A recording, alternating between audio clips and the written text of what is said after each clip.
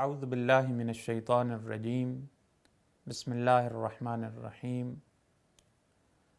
ناظرین گرامی، اپنی سلسلہ وار گفتگو میں ماہ رمضان کے متعلق گفتگو کر رہے تھے، تو سب سے پہلے ہم نے ماہ رمضان کی جو وجہ تسمیہ ہے کہ رمضان کو رمضان کیوں کہا جاتا ہے اس کے متعلق گفتگو کی، اور آج جو ہمارا ٹاپک ہے وہ ہے کہ ماہ رمضان المبارک کے کتنے نام ہیں۔ احادیث میں بہت سارے نام ماہ رمضان المبارک کے بیان کیے گئے ہیں، اور وہ جو ہر نام ہے وہ واقعاً ماہ رمضان المبارک کی فضیلت کو بیان کر رہا ہے، اور یہ بھی بتا رہا ہے کہ ہمیں ماہ رمضان المبارک سے کس طریقے سے استفادہ کرنا چاہیے۔ تو آئیے سب مل کر ان ناموں کو ایک دفعہ مرور کرتے ہیں اور پڑھتے ہیں کہ یہ کون سے نام ہیں جو احادیث میں آئے ہیں۔ ہم ان احادیث کو تو ذکر نہیں کریں گے، صرف اور فقط جو ہے وہ نام جو احادیث میں ذکر ہوئے ہیں انہی کو بیان کریں گے۔ پہلا نام جو ماہ رمضان کا بیان کیا گیا ہے وہ ہے ماہ خدا، اللہ کا مہینہ۔ دوسرا نام ہے ماہ مہمانی خدا، یعنی اللہ کے ہاں یہ انسان جب ماہ رمضان میں داخل ہوتا ہے تو یہ انسان اللہ کا مہمان ہے اور اللہ اس کا میزبان ہے، تو دوسرا نام جو ہے وہ مہمانی خدا ہے۔ تو یقیناً جب انسان اللہ کا مہمان ہے تو جہاں پہ بھی کوئی انسان مہمان کے طور پہ جاتا ہے تو وہاں پہ مہمانی کے آداب کی رعایت کرتا ہے۔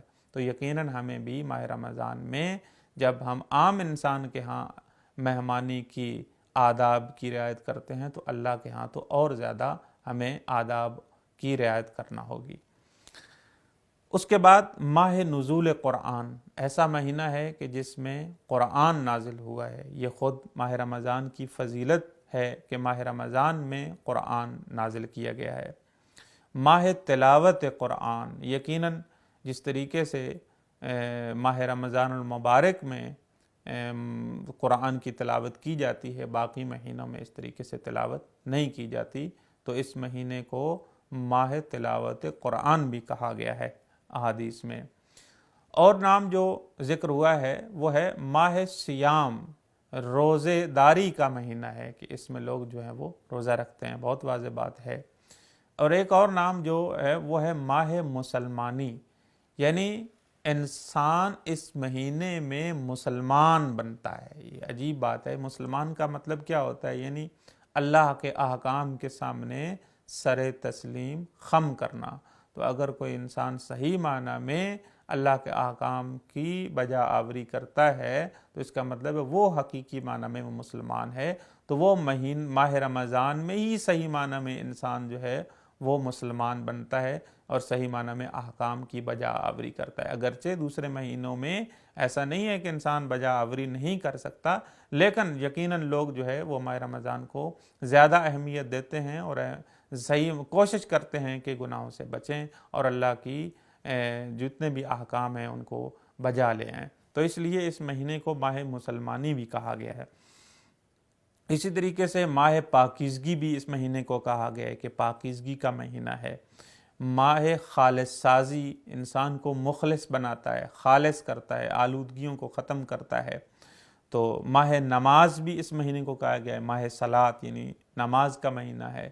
یقیناً دوسرے مہینے میں بھی نماز ہے، نماز لوگ پڑھتے ہیں اور پڑھنی بھی چاہیے، لیکن ظاہر سی بات ہے لوگ جو ہے اس مہینے میں ویسے بھی یعنی واجب نمازوں کے ساتھ ساتھ مستحب نمازیں بھی بہت ساری ہیں جو راتوں میں ذکر ہوئی ہیں، پڑھنی چاہیے۔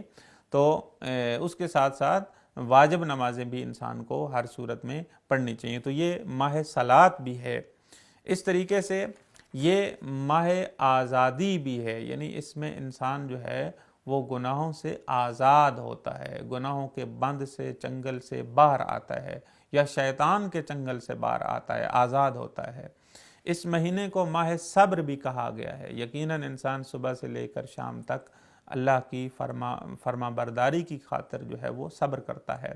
ماہ ہمدردی بھی ہے، اس میں ہمدردی بھی کی جاتی ہے، ماہ برکت بھی ہے، ماہ بخشش بھی ہے، اس میں اللہ کی ذات جو ہے وہ گناہ معاف بھی کرتی ہے، ماہ رحمت ہے، اس مہینے میں رحمت ہوتی ہے، ماہ توبہ ہے، یقیناً 11 مہینوں میں انسان کو یا فرصت نہیں ملتی یا توفیق نہیں ملتی توبہ کی، تو اس مہینے میں بہترین موقع ہوتا ہے اللہ کی بارگاہ میں توبہ کرنے کا۔ اور ایک دوسرا معنی توبہ کا ہی ہے بازگشت، یعنی انسان جو ہے وہ اللہ کی طرف پلٹتا ہے، تو اس مہینے کو ماہ بازگشت بھی کہا جاتا ہے۔ ماہ استغفار ہے، ماہ دعا ہے، اس میں انسان اللہ کی بارگاہ میں دعا مانگتا ہے، ماہ عبادت ہے، ماہ اطاعت ہے، ماہ مبارک ہے۔ اسی طریقے سے وہ مہینہ ہے کہ جس میں ایک مومن انسان کی روزی میں، رزق میں اضافہ کیا جاتا ہے۔ اور ایک اور نام جو بہترین نام ہے کہ یہ اولیاء خدا کی عید ہے، یعنی یہ پورا مہینہ ہے یہ اولیاء خدا جو اللہ کے ولی ہیں، اللہ کے ولیوں کی عید ہے۔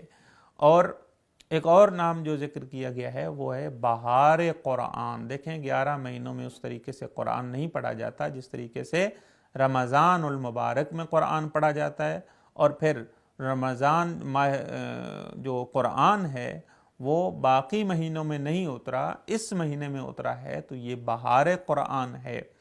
اور پھر فرمایا کہ بہار فقیر، یہ فقیروں کی بہار کا مہینہ ہے، کہ اس مہینے میں آپ دیکھیں کہ 11 مہینوں میں اس طریقے سے ایک فقیر کے دسترخوان پہ وہ چیزیں نہیں ہوتی جو وہ ماہ رمضان میں جن چیزوں سے وہ استفادہ کرتا ہے یا کھا سکتا ہے، کیونکہ ہمارے ہاں تو بہترین اہتمام ہوتا ہے ہمارے ملک میں، ہمارے پاکستان میں، کہ بہترین اہتمام ہوتا ہے، بلکہ پوری دنیا میں ہی افطاری کا ایک بہترین انتظام ہوتا ہے، اور لوگ مساجد میں جا کر افطاری کرتے ہیں، تو اس میں کوئی قید نہیں ہوتی ہے ہاں اس میں امیر آ سکتا ہے اور فقیر نہیں آ سکتا، نہیں، ایسی کوئی بات نہیں ہوتی۔ تو اس کا مطلب یہ ہے کہ یہ مہینہ جو ہے یہ فقیروں کے لیے، مسکینوں کے لیے، غریبوں کے لیے، نیاز مندوں کے لیے یہ ایک بہار ہے کہ ہر قسم کی چیز سے وہ استفادہ کر سکتے ہیں، اور مومنین کی بہار کا مہینہ اس کو کہا گیا ہے۔ تو دعا ہے خداوند عالم کی بارگاہ میں کہ خالق کائنات ہمیں اس مہینے سے صحیح معنی میں استفادہ کرنے کی توفیق عنایت فرمائے۔